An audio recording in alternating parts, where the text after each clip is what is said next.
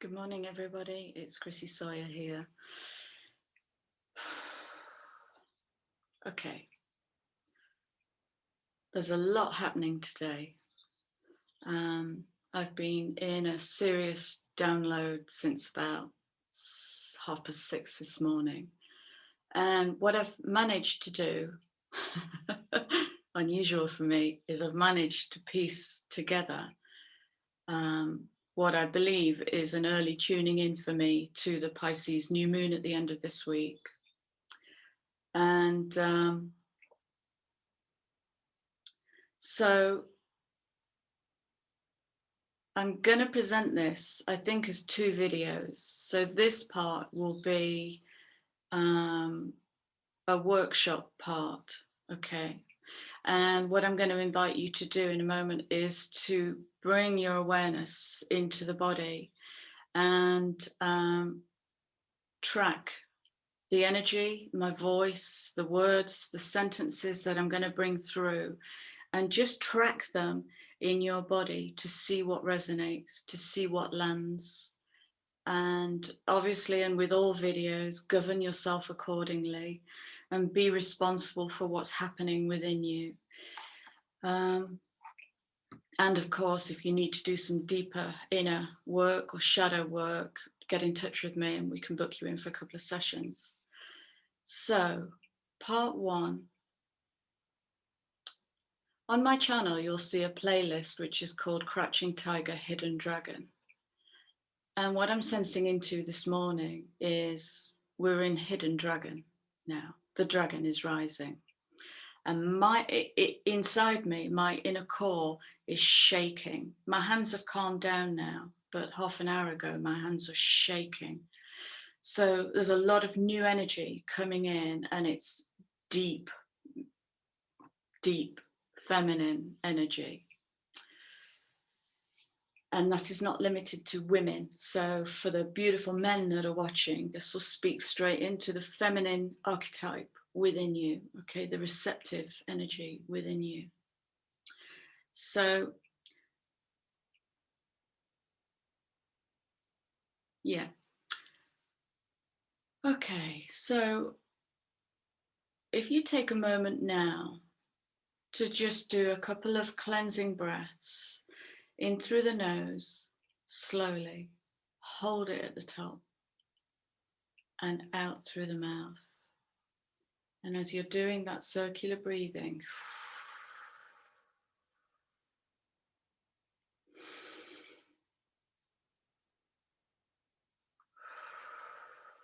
you're dropping into the body, bringing all of your awareness from all the busyness back to self, dropping into the body, okay?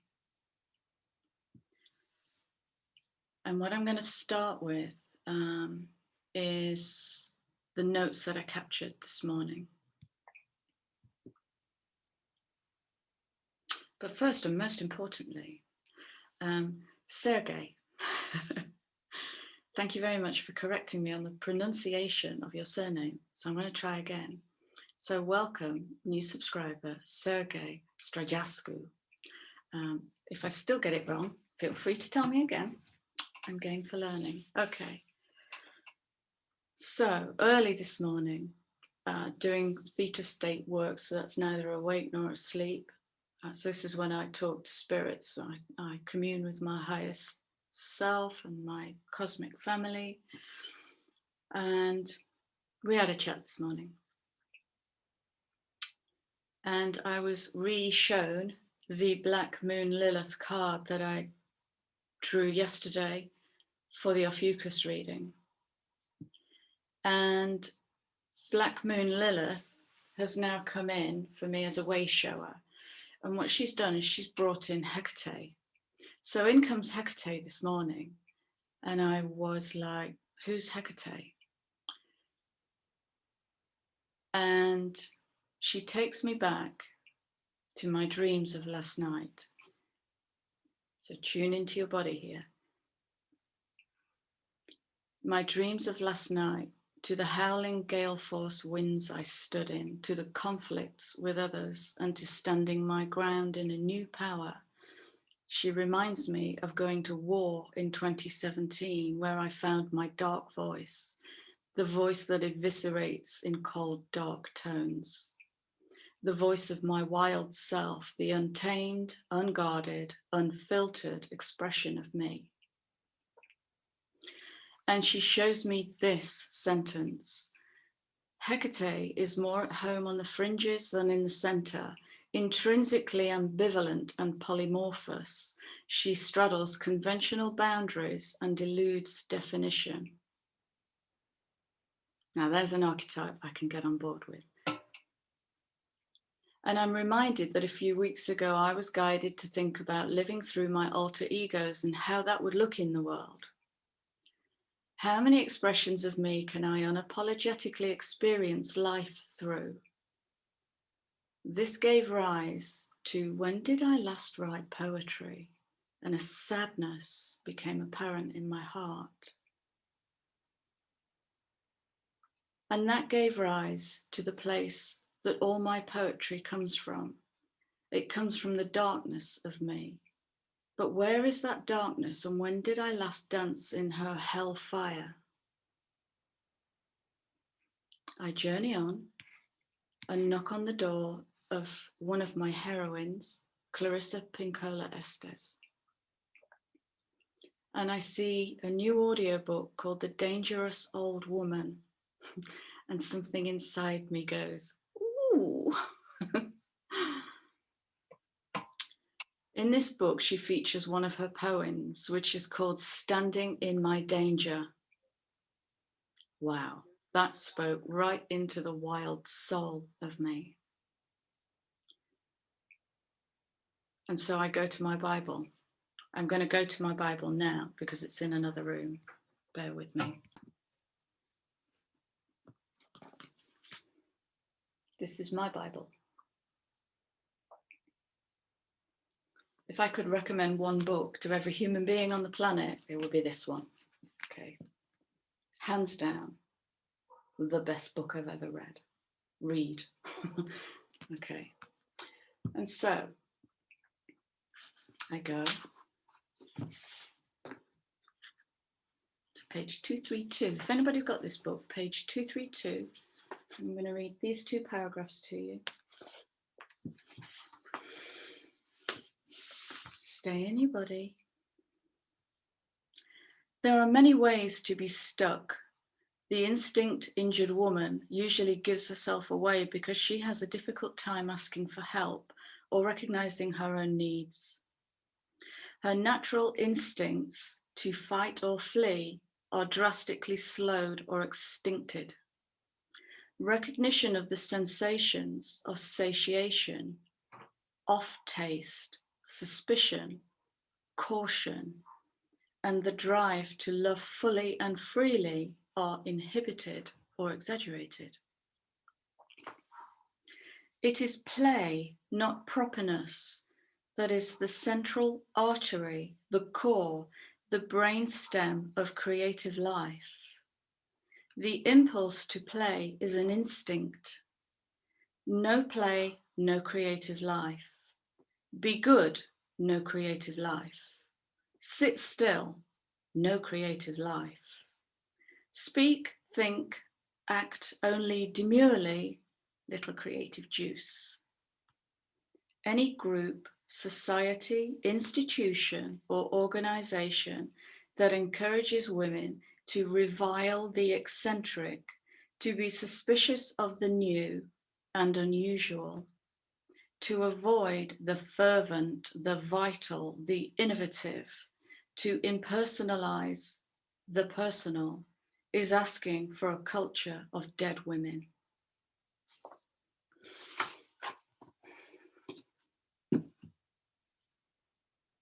And staying in the body and tracking that energy.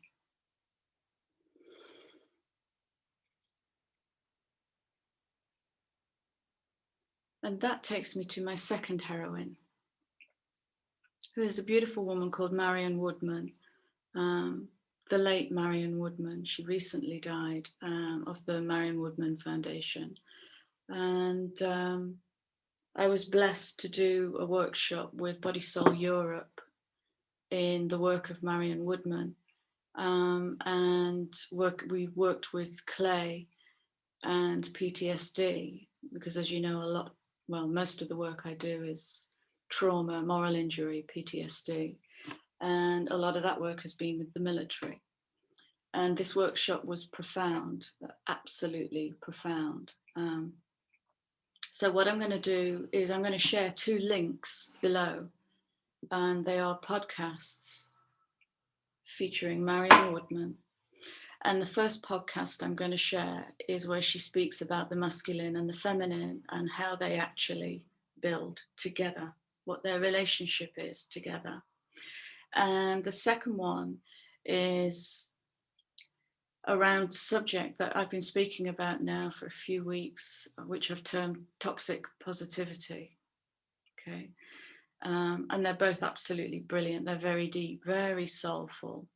So weave those into this workshop. So this is just a sensory perception, looking for triggers within, looking for impulses within, so that you can map a way forwards to help your inner dragon to rise. Okay.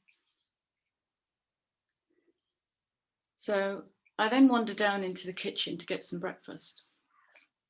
And I flick on Radio 2 to hear, I can't make this up, to hear shiny, happy people. And these words come out. Shiny, happy people, the very epitome of BBC radio, and an impulse in me rises up to crush the wave of toxic positivity. The light worker brigade, whose work doesn't serve the holistic soul self, but instead only serves to liberalize it into a flaccid tempering of the wild self, and my heart pumps with wild light.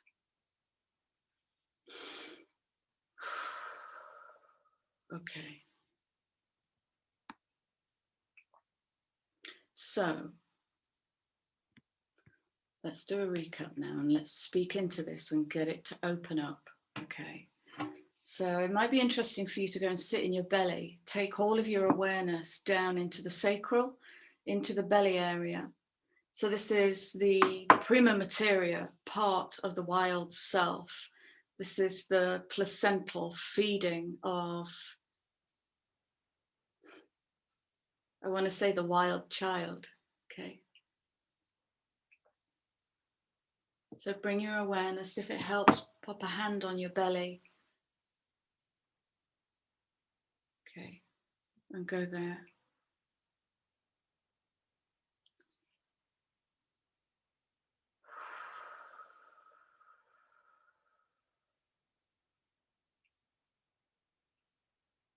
And invite the energy of Hecate into the belly.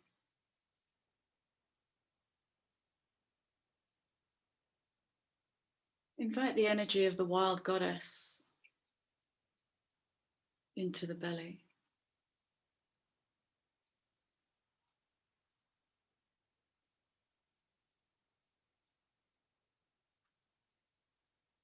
And tune into your voice and become aware of little strings of narrative that you don't say. Little impulses that come in and don't seed, don't become, don't be. They get sanitized. The number of clients that say, I didn't say it, I didn't want to rock the boat. And what they can't see is they are in a boat in the middle of the North Sea and it is rocking. And it comes back to that sentence, I will not hurt you, I will hurt me. Okay. So this is where we please others to the detriment of pleasing ourselves, our wild self. Okay.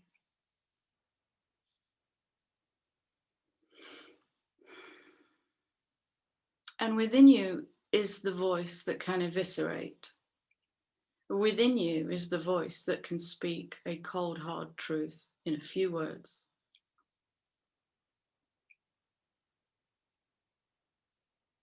And I'm going to invite you to get in touch with that voice. And that may not happen now. It may take a few days to tune in and to pull that voice up into the throat.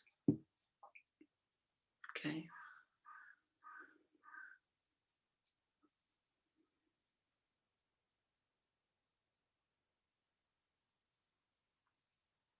And maybe say these words. I call for the voice of my wild self, my untamed, unguarded, unfiltered expression of my soul.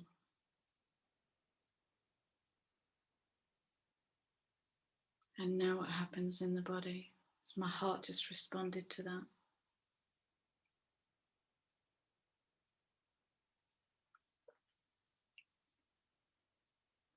Hecate.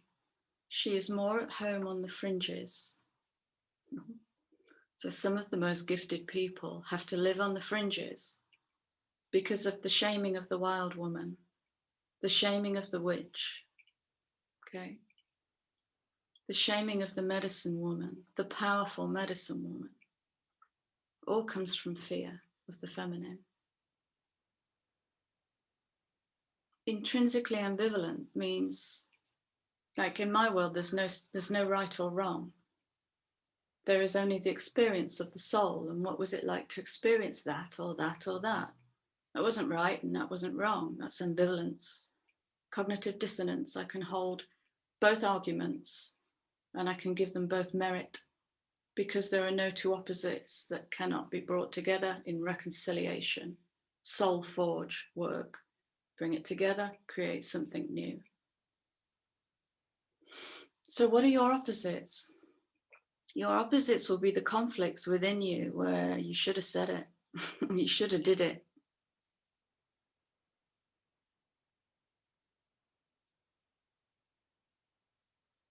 She is polymorphous. She's a shapeshifter. I became a shapeshifter in 2017 when I went to war. And I found a voice in me I didn't even know existed.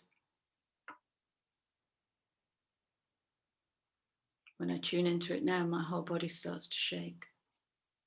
There's my poetry.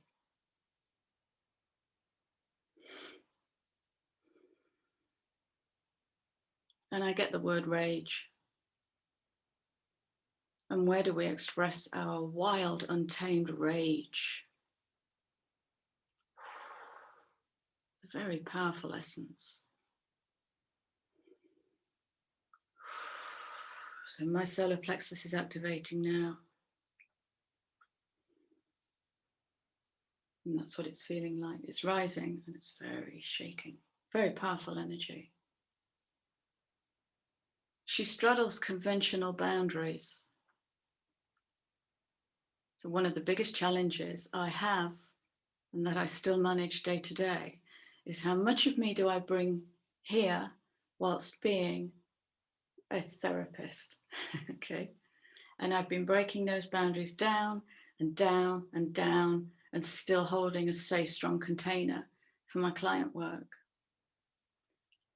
So that now I can bring more of my darkness and my magic. And that's one of the alter egos that I want to live through and fully experience, because she's beautiful. That side of me is she's like chocolate cake. She's dark and unctuous. And if you remember a while ago, I think it was last summer, I made a video about driving out to one of my favorite waterfalls and getting there and finding out the whole waterfall had been closed. I mean, how do you close a waterfall? The whole thing had been fenced off because of COVID. And I broke in. I jumped the fencing because I had to be with the water. The wild woman in me had to be with the water.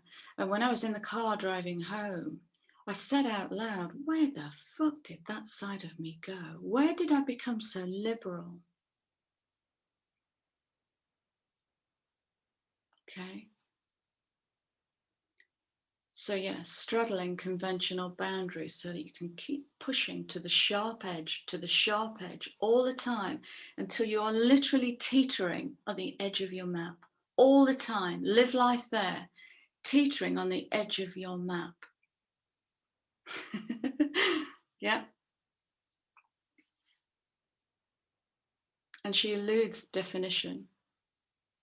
Even now, I don't know how to describe the work that I do. A client described me as gatekeeper, and she had no idea what she said. Because somebody 15 years ago saw that, saw my army, but it's a side of myself that I've held back from sharing. Cosmic gatekeeper.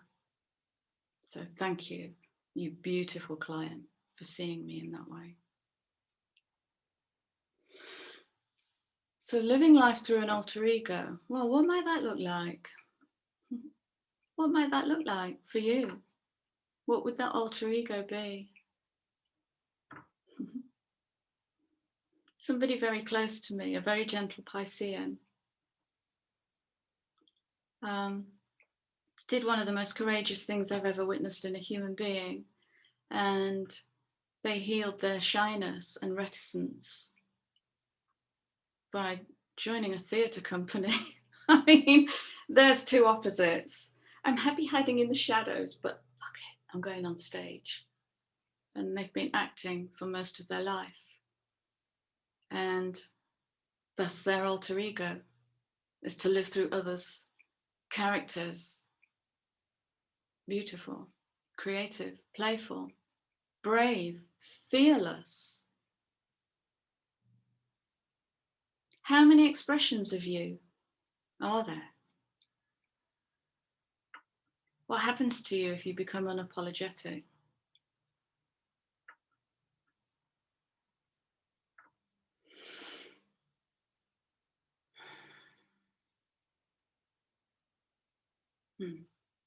Okay.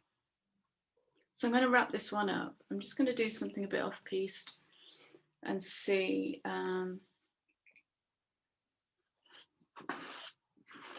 if I just flick through this. Let's start there, see what comes up.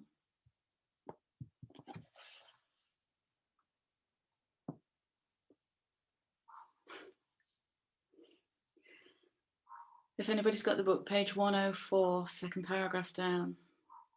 Each woman who retrieves her intuition and Yaga-like powers reaches a point where she is tempted to throw them away, for what is the use of seeing and knowing all of these things?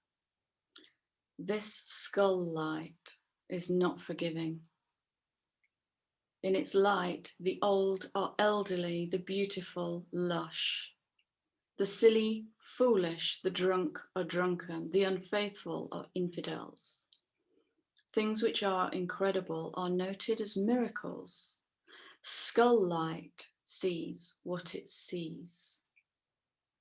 It is an eternal light, and right out front, shining ahead of a woman, like a presence which goes a little bit before her and reports back to her what it has found ahead. It is her perpetual reconnaissance.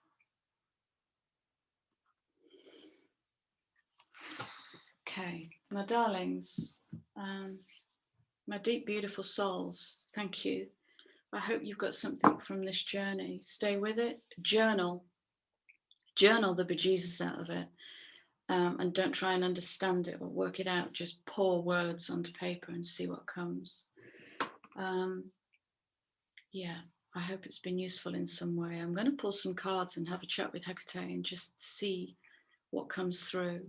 But for now, happy hunting. Be the hunter, not the hunted. Okay, release the wild self. And I will see you again very soon. Take care.